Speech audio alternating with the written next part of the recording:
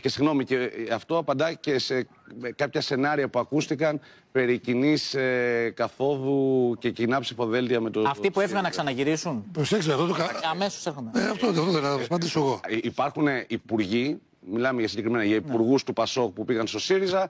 Προφανώς, και για να πούμε και συγκεκριμένα για τον όνομα του κ. Ραγκούση, εγώ μπορώ να σας διαβεβαιώσω ότι με τον Νίκο Ανδρουλάκη, πρόεδρο του Πασόκ, για παράδειγμα, ο κ. Ραγκούσης δεν έχει θέση στο Πασόκ. Μάλιστα.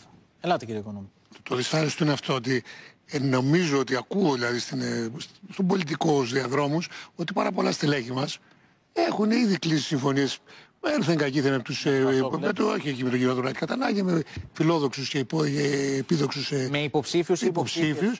Και νομίζω ότι αυτά δεν είναι καλά εννοείται? μάτια. Θα σας μεταφέρουν το know-how της διάλυσης. Κύριε Οικονόμου, τι εννοείτε?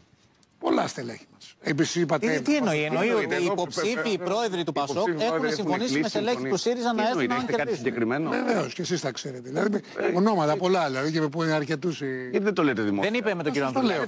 Το ξέρω. Δεν είπα μόνο με τον κύριο Ανδρουλάκη. Λοιπόν, γιατί εσείς δεν το πέτετε εσείς.